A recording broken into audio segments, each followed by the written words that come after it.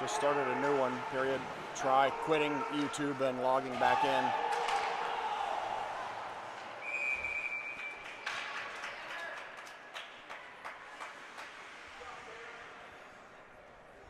Patriots starting to get some pucks to the net here.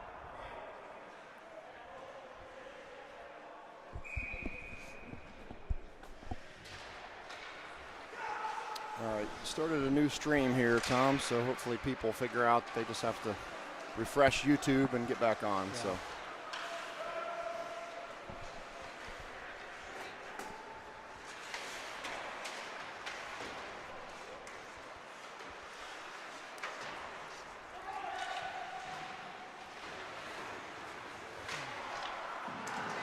Nice job there by Lau. Cooper Koff took a dangerous hit there, but kept his head up, so that's good.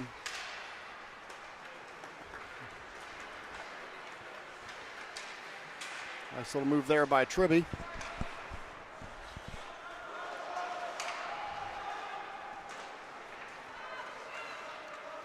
Jesuit coming down, trying to mount an attack, but shut down by Sahili. Now Koff has some speed built up, heading into the offensive zone, blocked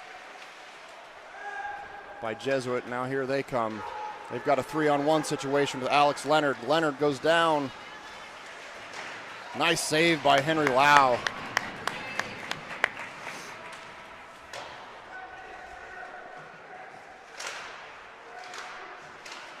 Jesuits pushing, trying to get on the board.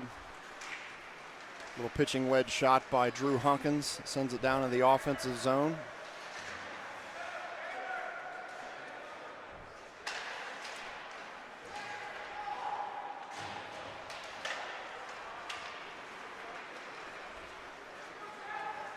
Enos, a nice back check back there. That's Enos right in front of the goal, coming in to sweep the puck aside, make sure there's no direct shot. We've got a penalty coming. Looked like High Enos stick. might have drawn one there. Yep.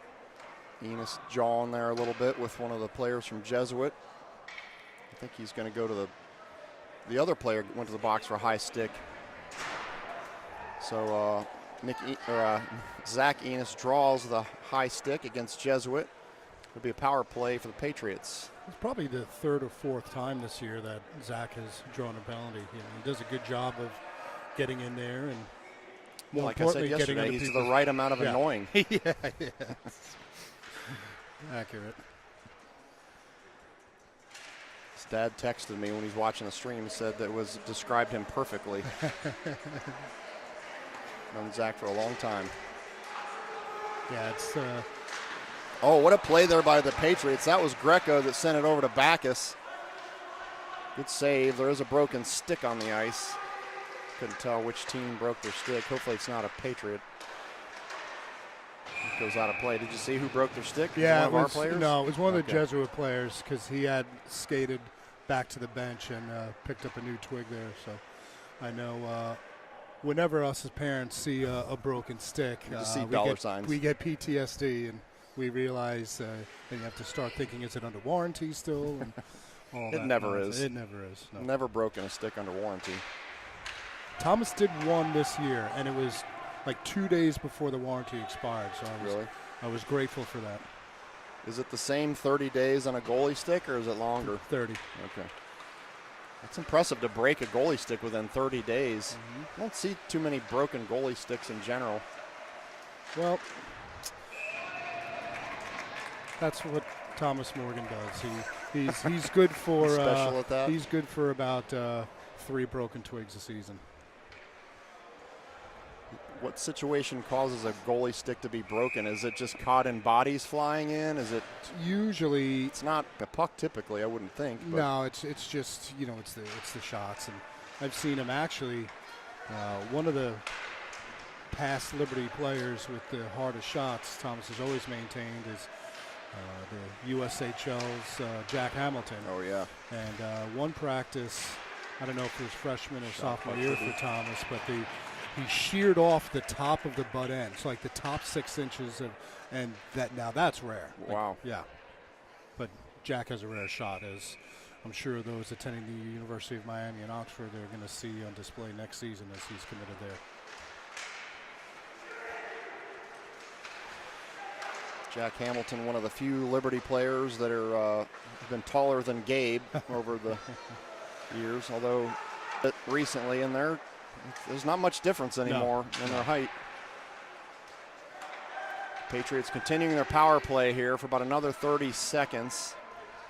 That was Sahili that sent it in. Now it's Alcox. Back over to Tribby to Sahili. Sahili's going to send one in. That puck's still loose.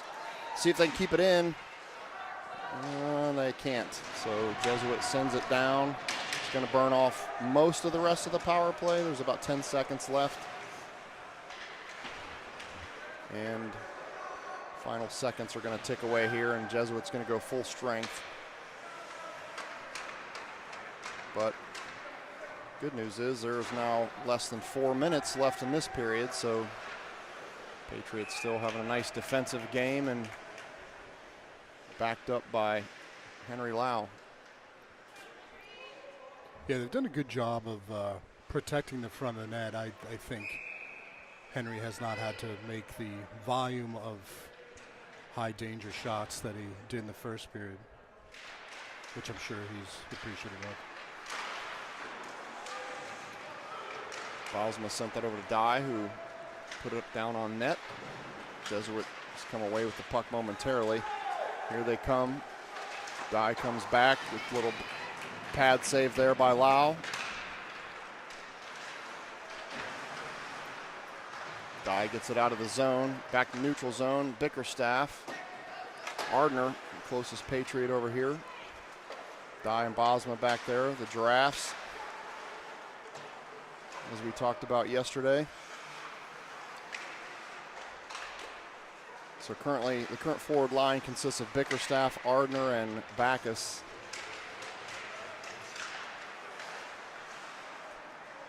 That third line, that's been the strategy the last few games. The coaches put typically one of the guys from the top line centering the third line, rotating the wingers through there. About 2.5 minutes left here. The second.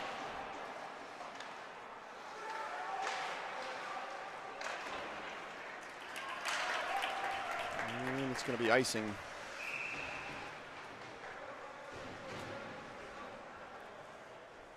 I was thinking earlier to explain for some of the less experienced hockey fans, a lot of times you hear us referring to chip shots or 9-iron or pitching wedge. So the reason that the players do that oftentimes is they're trying to get a little loft and lay it into the neutral zone without firing the whole length of the ice to avoid the icing call.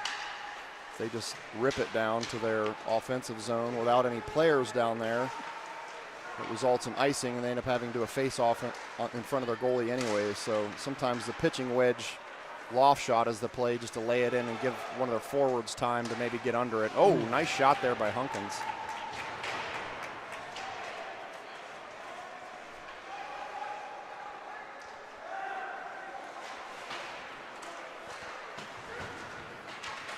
Sometimes for the beginning hockey fan, the icing and offsides call are difficult to pick up on, but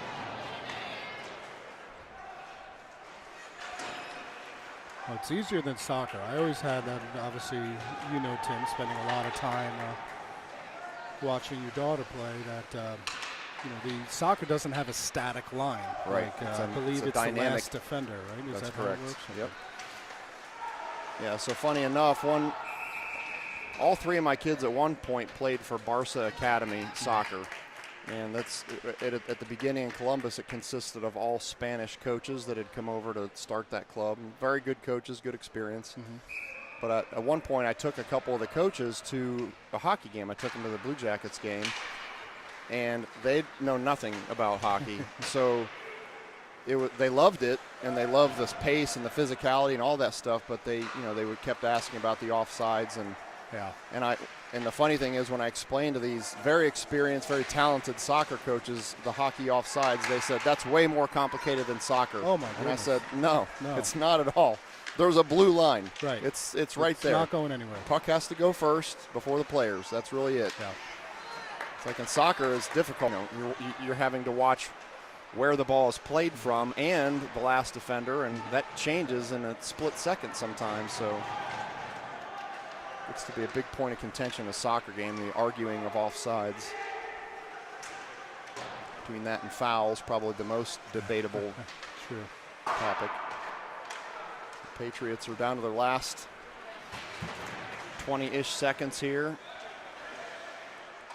The second period.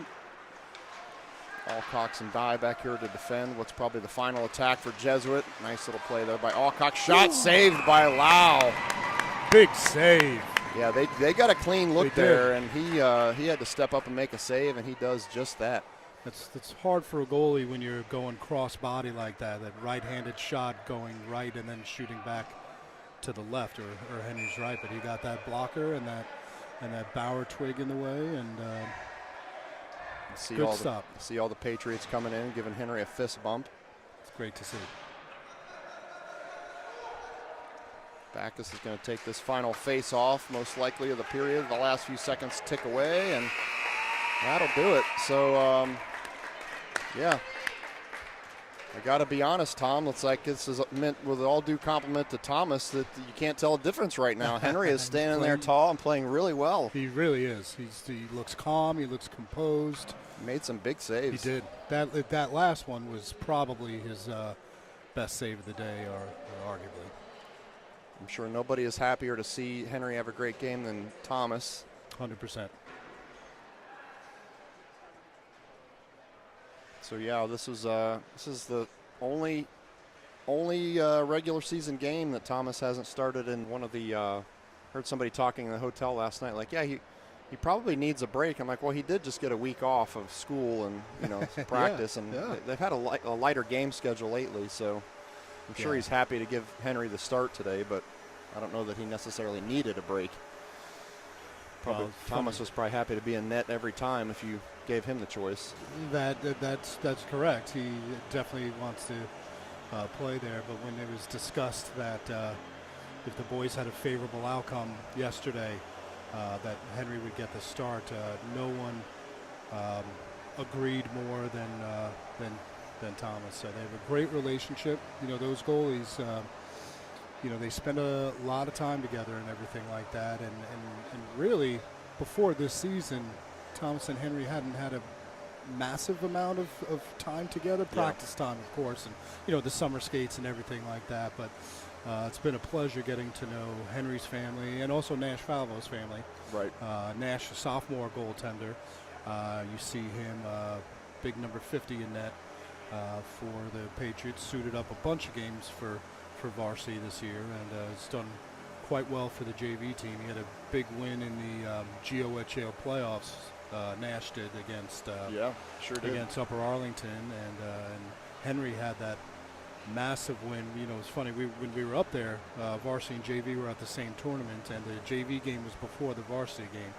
So we were watching the game, and that was that university school game that JV played, where they came back and forced an overtime and then went into a shootout, and Henry just shut the door.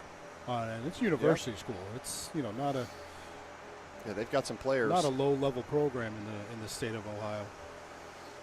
Yeah, on Friday, before our game yesterday, before I even was aware that there was a possibility of Henry starting today, I kind of pulled Henry's dad aside, Mike, and just said how much we all appreciate them traveling. Same thing for Nash Falvo, their family. Mm-hmm. Traveling to these games with no expectation to get to play because, we have a clear-cut senior captain starting goaltender and never hear a peep of complaints from those families. They just show up and part of the team. Much appreciated. Yep. So we'll take a quick break here. Intermission's roughly halfway over, and we'll be back in just a few minutes for the third period. Hopefully the Patriots can finish it out.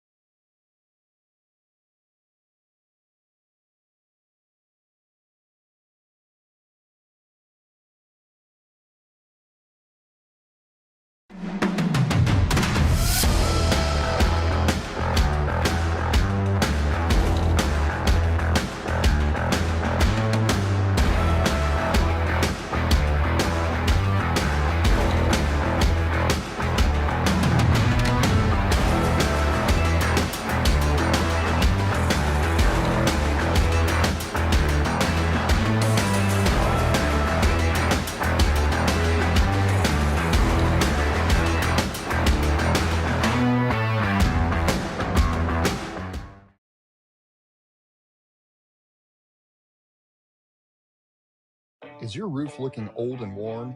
Instead of replacing it, rejuvenate it with TrueGuard Roof Shield. Our eco-friendly spray restores color, adds years of life, and costs just a fraction of a new roof. Don't spend thousands more than you need to. Revive your roof today. Visit TrueGuardRoofShield.com or simply scan the QR code on your screen to get started.